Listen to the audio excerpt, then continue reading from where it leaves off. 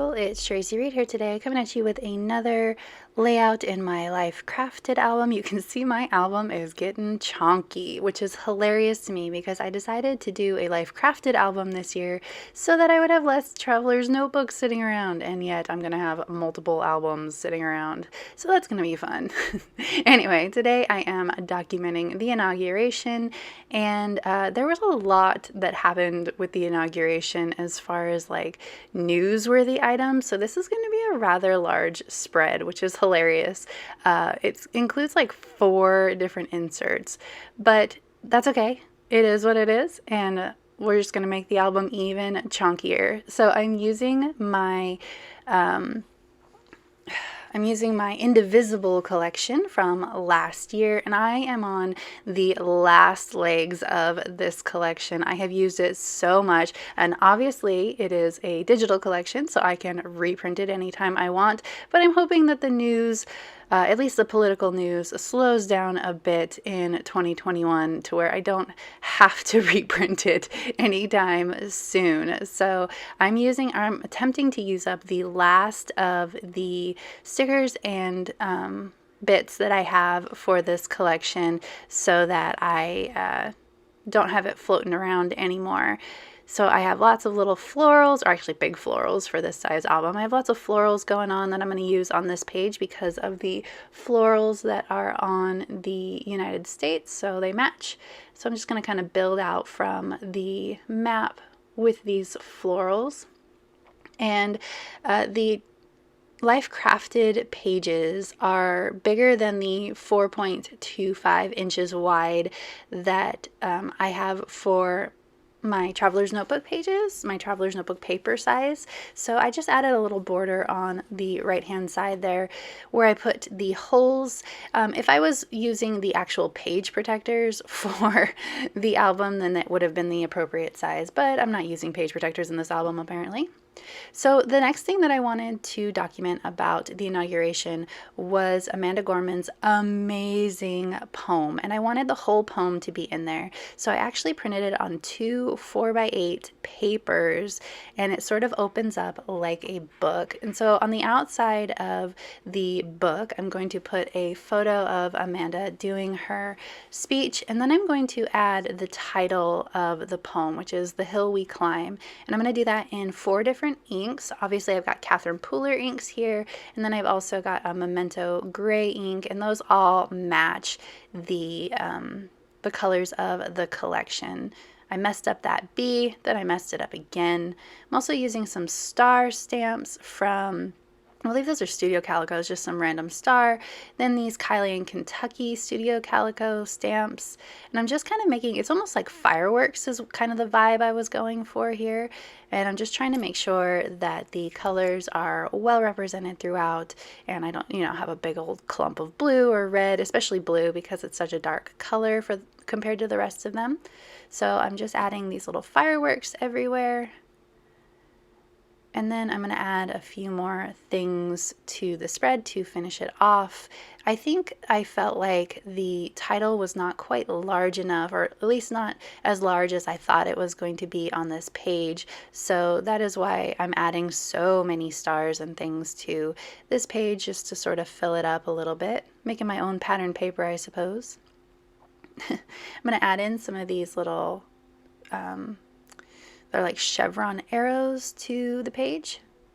And then that blank spot down there is bugging me, and I thought about adding a flower, but that wasn't going to work for me. So instead I'm going to add a tag to, or behind the photo, to sort of stick out the top. And on the tag I'm going to use yet another alpha stamp and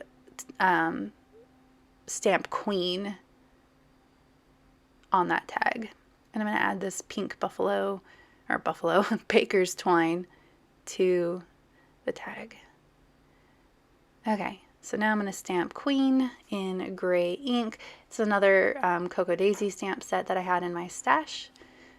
I created rings or holes for that poem. You can see there's a plastic strip along the edge of the poem. Those actually I ordered with the Citrus Twist kit. They adhere to the paper so that I don't have to punch holes in the paper. And normally I'm okay with punching holes in the paper, but the poem was so long that I needed to take up the whole 4-inch space, and I didn't want to punch through any of the words. So I added those strips that I ordered as well. As the first time using those.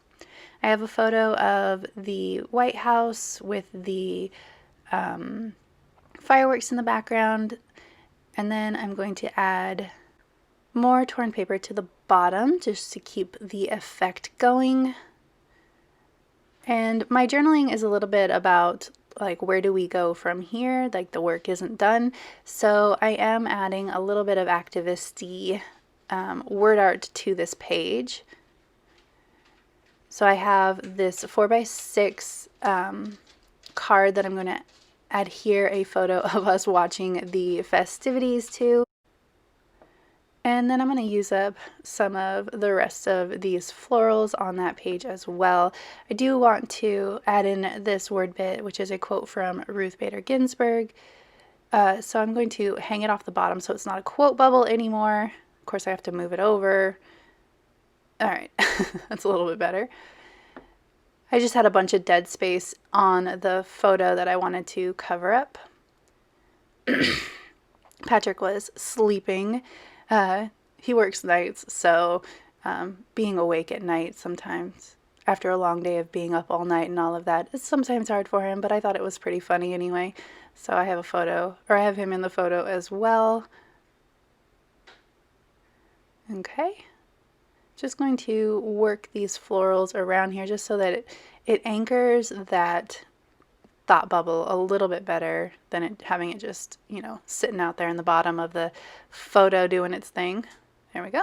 Okay, the last thing that I want to document are the sort of non-political news things from the day. One is, of course, my man Bernie Sanders being exactly who he is and becoming a meme while doing it.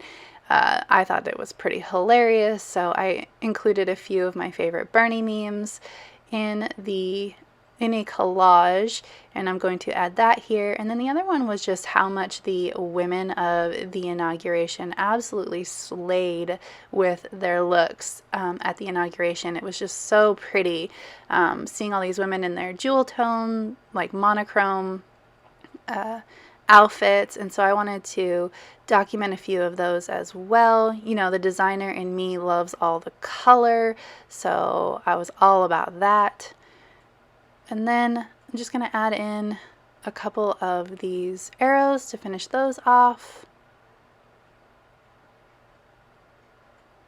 Then I'm going to go back in when this page is about done, and I'm just going to add in a few other things just to make it all come together. Again, with the florals, I'm actually just basically trying to use them up at this point, but it also sort of brings all the pages together as well. If there's a little bit of floral on each one, it just kind of makes it all feel more cohesive and put together.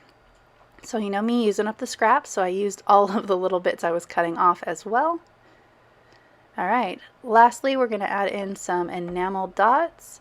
And I decided to go with some red and some blue. I'm going to add some in clusters on these pages.